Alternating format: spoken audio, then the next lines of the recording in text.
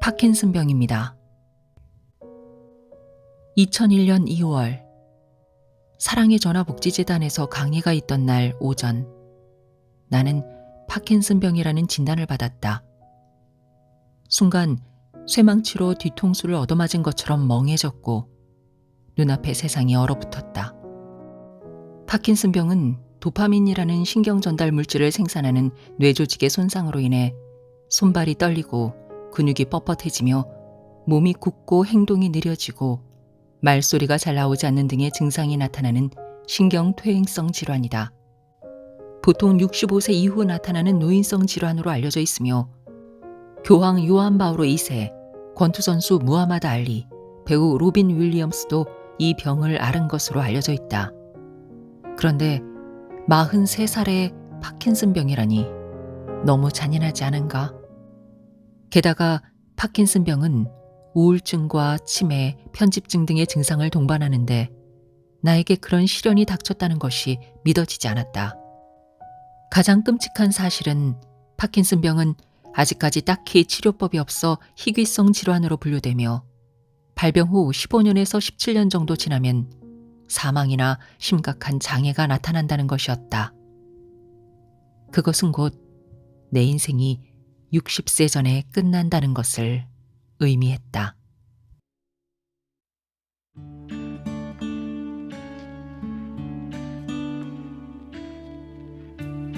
안녕하세요. 힐링필드입니다. 오늘 소개해드릴 책은 만일 내가 인생을 다시 산다면입니다. 출판사는 메이븐, 지은이는 김혜남. 김혜남 작가는 국립정신건강센터에서 정신분석 전문의로 오랫동안 일했었고 김혜남 신경정신과의원 원장이기도 했습니다. 그런데 2001년 꽤 명성 높은 의사이자 베스트셀러 작가인 그녀의 이름 앞에 또 하나의 달갑지 않은 수식어가 붙게 되죠. 바로 파킨슨병입니다. 앞서 읽어드린 내용은 김혜남 작가의 이야기였습니다.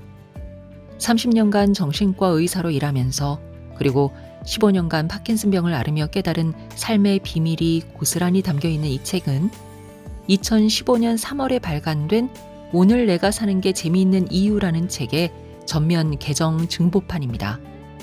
판매량이 10만 부를 넘어서면서 이를 기념하기 위해 재발간했는데요. 이번 스페셜 에디션에는 저자의 책을 읽은 적이 있는 또 벌써 40이 넘은 독자들에게 해주고 싶은 말들도 담았다고 합니다.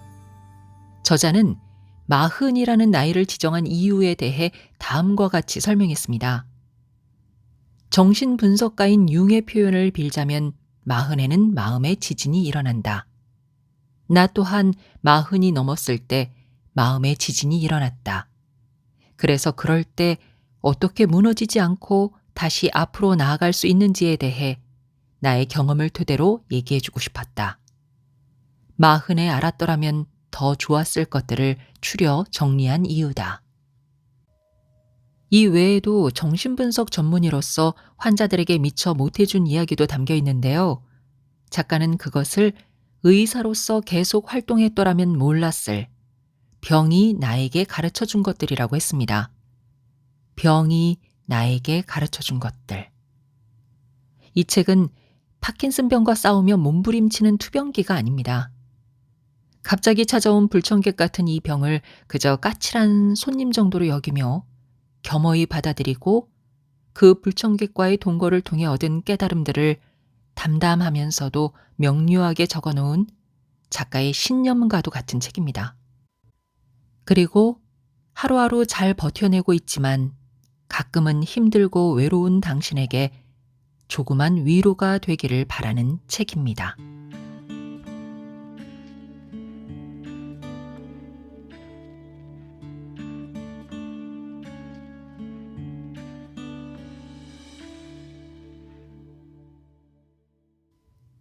(22년간) 파킨슨병을 앓으며 깨달은 것들. 나는 내가 당연히 죽을 때까지 의사로 살 거라고 생각했다. 7, 80세가 돼도 의지가 있다면 환자를 면담하고 치료하는 일이 가능할 뿐더러 환자들이 스스로 상처를 극복해 나가는 데 도움을 줄 수 있다는 게 참 좋았다. 치료를 하고 있으면 왠지 내가 쓸모 있는 사람이 된 것 같아 뿌듯하기도 했다. 그런데 병이 내게 찾아오면서 많은 것이 바뀌었다. 파킨슨병 판정을 받은 지도 벌써 22년. 나에게 파킨슨병은 불청객인데 어느새 사랑방을 딱 차지하고는 도통 갈 생각을 안 하는 손님이다. 게다가 얼마나 까탈스러운지 하루에 삼시세끼를 반드시 차려줘야 그나마 잠잠하고 안 그러면 집을 엉망으로 만들어버린다. 그래서 때로 나를 피곤하게 만들고 속상하게 만들고 화가 나게 만든다. 하지만 까칠한 손님으로부터 배운 것도 참 많다. 단점을 애써 고치려 하지 말고 그냥 장점에 집중할 것. 파킨슨병에 걸리고 나서 나는 집을 지고 다니는 달팽이가 된 기분이었다. 내 몸이 집이고 내 머리가 이걸 끌고 가는데 옛날에는 머리에서 명령을 내리면 몸이 알아서 착착 움직인 반면 지금은 쉽게 움직이지 않는다.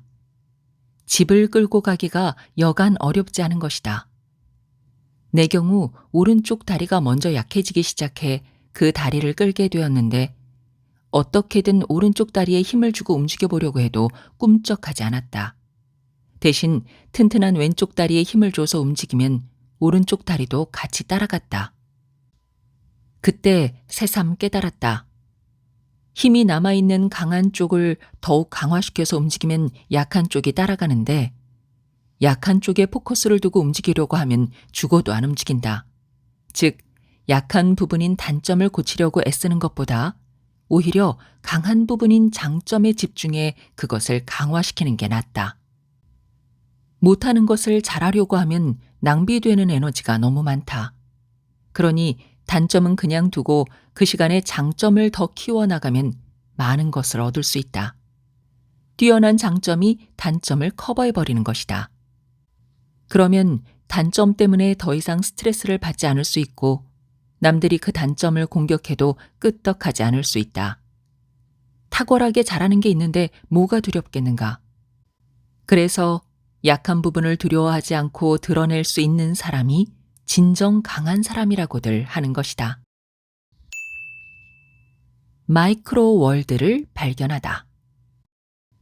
본과 3학년 때의 일이다. 어느 날 도서관에서 집으로 걸어오다가 주위를 둘러봤는데 나뭇잎들이 다 떨어져 있었다. 아니, 단풍이 든 줄도 몰랐는데 어느새 낙엽이 지는 늦가을이 되어 있을 줄이야. 공부하느라 도서관에 거의 살다시피 하면서 정신이 없긴 했지만 뭔가 중요한 걸 놓친 기분이었다. 하지만 그때뿐 나는 또다시 바쁘게 살면서 참 많은 것들을 휙휙 지나쳐갔다. 그런데 병으로 인해 천천히 걷거나 누워있는 시간이 많아지면서 지금껏 보지 못했던 세상을 발견했다. 세상을 구석구석 바라보며 물방울같이 아주 사소한 것에도 세상의 이치와 아름다움이 있다는 것을 알게 된 것이다. 유독 고통스러웠던 밤이 지나가고 새벽이 밝아오는데 해가 뜨기 직전 하늘이 그렇게 멋있는 줄 미처 몰랐었다. 예전에 그냥 푹 떠서 금붕어 밥을 줄 때는 몰랐는데 천천히 주면서 금붕어들을 보니 조그만 입을 오물거리는 게 그렇게 예쁠 수가 없었다. 그뿐만이 아니다. 막 잠든 아기의 입가에 머무는 미소도 아름답고 깜깜한 골목을 비추는 가로등 불빛도 아름답고 내가 잠깐 잠든 사이 세상을 하얗게 뒤덮어버린 설경도 아름답다. 구로야나기 데츠코의 소설 창가의 토토에는 이런 말이 나온다. 어쩌면 세상에서 진실로 두려운 것은 눈이 있어도 아름다운 것을 볼 줄 모르고 귀가 있어도 음악을 듣지 못하고 마음이 있어도 참된 것을 이해하고 감동하지 못하며 가슴의 열정을 불사르지 못하는 사람이 아닐까. 나도 파킨슨병이 아니었다면 여전히 세상의 아름다운 것들을 놓치고 살면서도 그걸 왜 굳이 알아야 하느냐고 반문했을지 모른다. 하지만 지금은 지는 해가 얼마나 아름다운지, 옆 사람의 손이 얼마나 따스하고 위안이 되는지, 삶이 얼마나 소중하고 경이로운지 조금은 알 것 같다. 힘들고 아픈 시간은 언젠가 끝나게 되어 있다. 한 발짝 떼는 것으로도 안 되어 기어다녀야 할 때, 혹은 기어다닐 수도 없어 꼼짝없이 누워만 있어야 할 때, 그 고통을 견디는 것은 생각보다 힘들다. 누군가는 그랬다. 모든 뼈와 살이 잠자리 날개처럼 떨리는데 너무 아프다고. 그냥 이대로 죽어버렸으면 좋겠다고. 이제 그만 아프고 싶다고. 나는 그 말을 듣는 순간 눈물이 왈칵 쏟아졌다.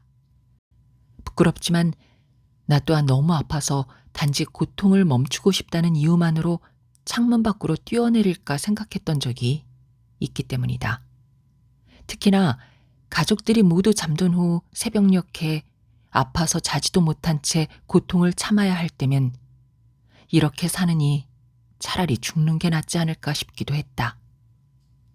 하지만 그렇다고 실제로 죽으려고 마음먹은 것은 아니다.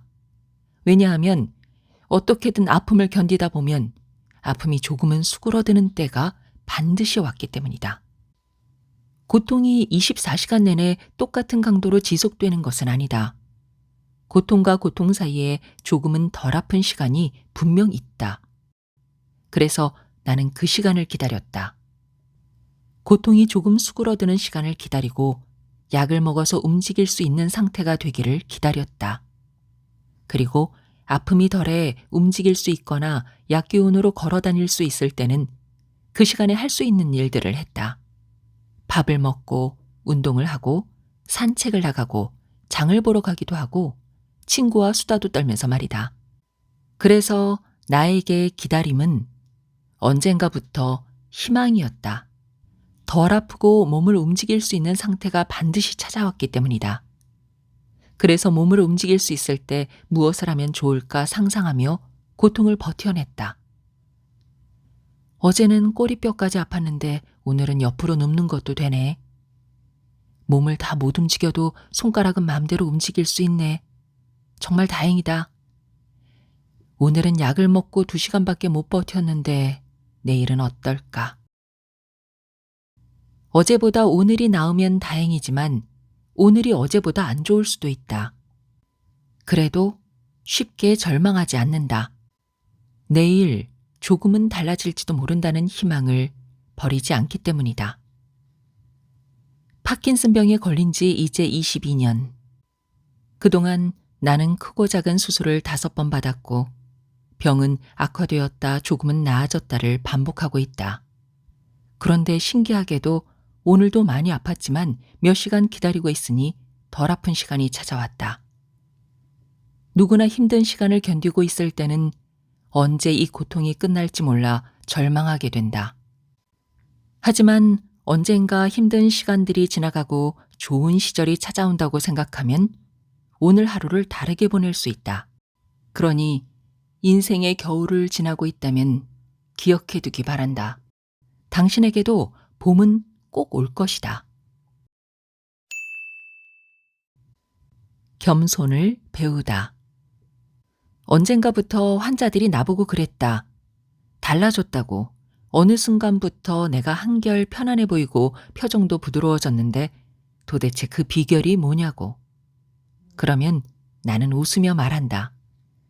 병이 제 스승이지요. 파킨슨병을 앓으며 다른 사람들의 고통에 공감하고 세상에 일어나는 일들을 이해하고 포용하는 힘이 조금은 커진 것 같다. 그래서 예전 같으면 내가 옳기 때문에 상대방을 설득하려고 애를 썼을 텐데 지금은 기다린다. 저 사람이 아직 받아들일 준비가 안 돼 있구나. 언젠가 저 사람도 준비가 되면 받아들이겠지 라고 생각하는 것이다. 또 예전 같으면 내 한계도 모른 채 나 잘난 줄 알고 살았을 텐데 이제는 그 한계를 알기에 겸손할 수밖에 없다. 그래서 내 실수도 쉽게 인정하게 되었다. 그건 내 실수다. 당신은 아직 준비가 안 되었는데 내가 너무 서둘러서 당신이 상처를 받은 것 같다. 정말 미안하다. 라고 말하게 된 것이다. 유머의 힘은 역시 세다. 사람들이 나의 병에 대해 알고 나면 어쩔 줄을 몰라 한다. 어떻게 위로해야 좋을지 모르겠다는 표정이 역력하다. 그럴 때마다 나는 먼저 웃으며 그런다. 제가요, 옛날에는 가진 거라곤 돈하고 미모밖에 없었거든요. 근데 나이가 드니까 병하고 빚밖에 안 남았어요. 그러면 사람들이 심각한 표정을 풀고 나를 대하는 걸 불편해하지 않는다.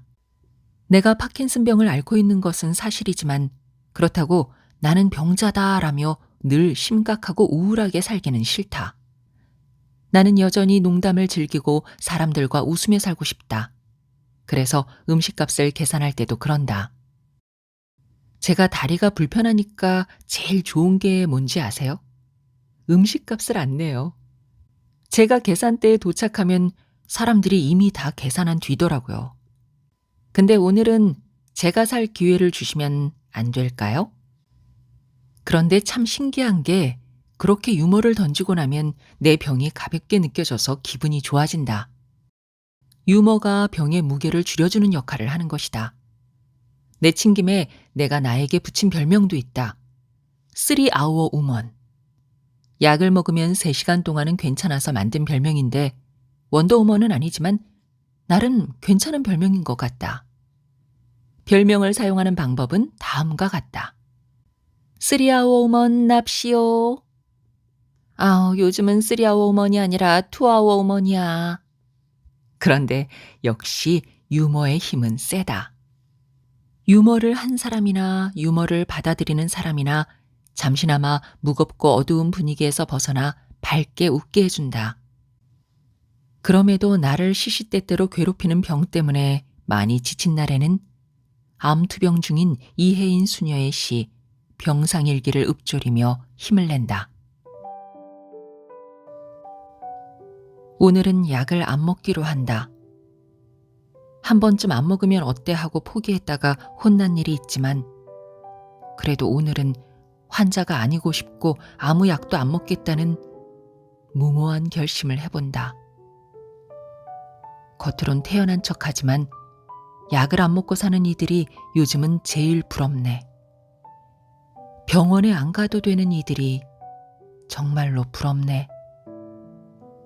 그러나 이 한 번쯤이 너무 오래 가면 안 되겠지? 오늘 하루만 내가 나를 용서하기로 한다.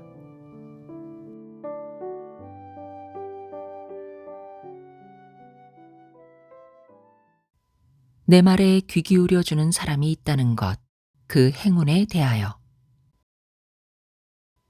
국립정신병원에서 근무할 때 일이다. 매일 점심시간만 되면 전화를 거는 환자가 몇 명 있었다.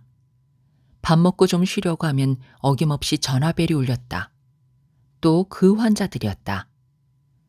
선생님, 오늘 동생하고 싸웠어요. 걔가 나를 무시해서 속상해요.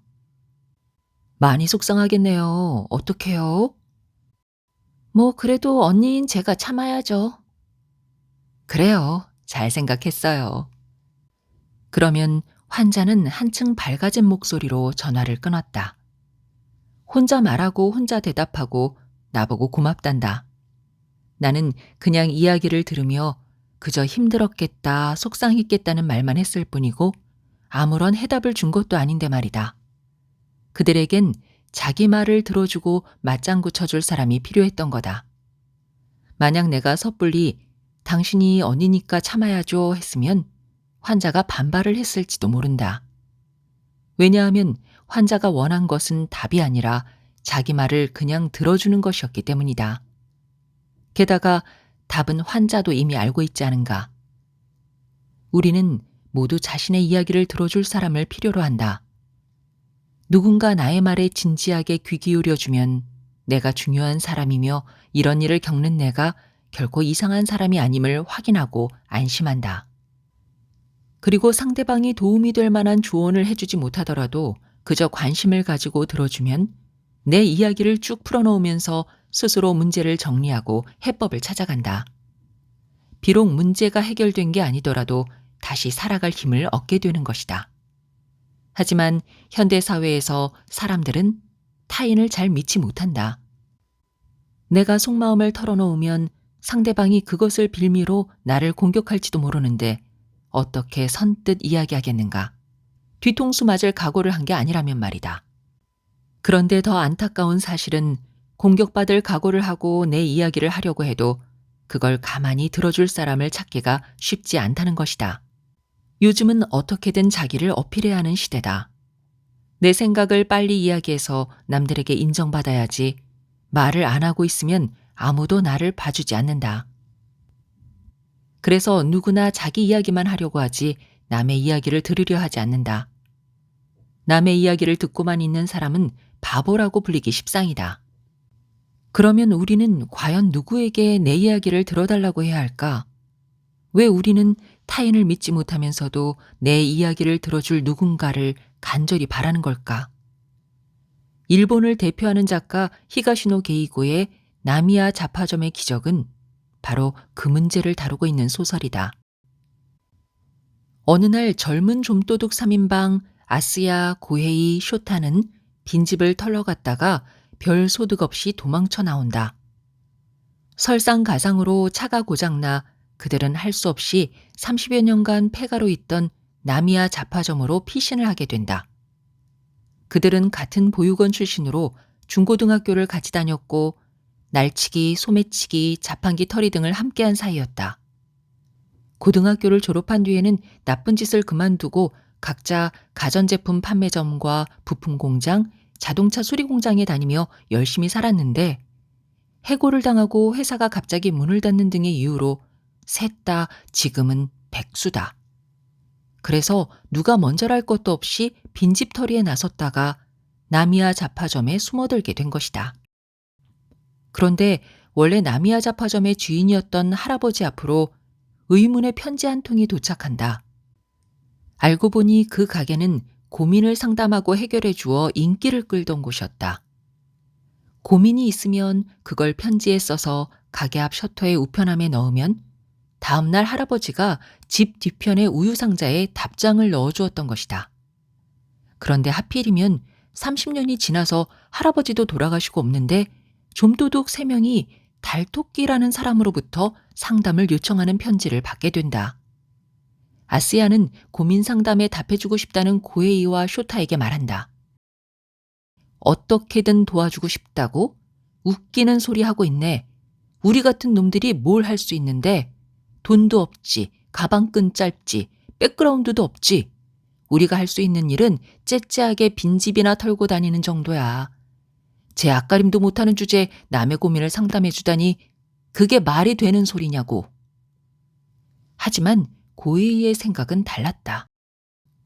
아니, 몇 마디만 써보내도 그쪽은 느낌이 크게 다를 거야.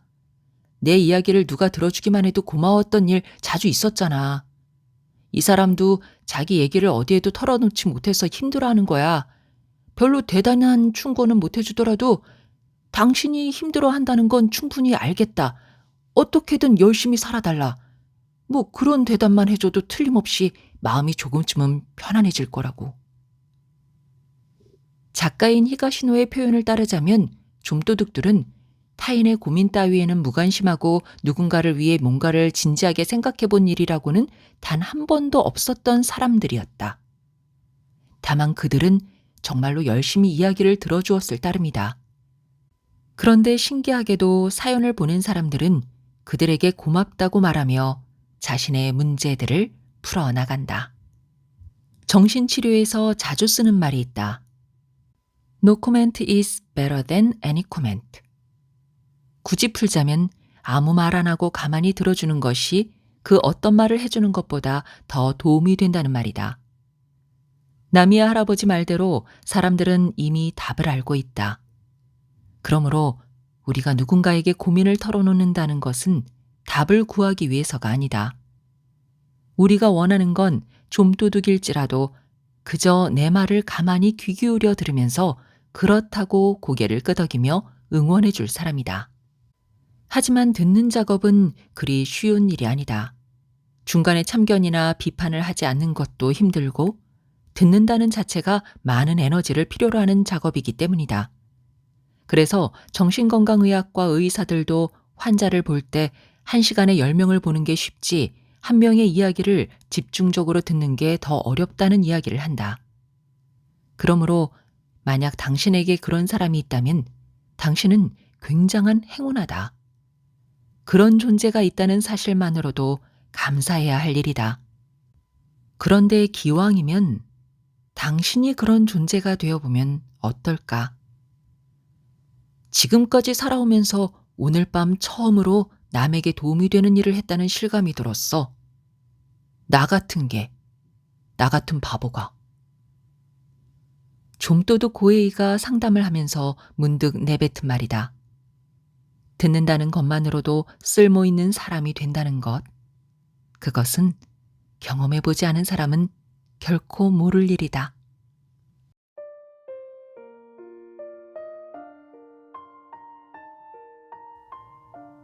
이 책의 에필로그에는 작가의 버킷리스트 10가지가 적혀 있습니다.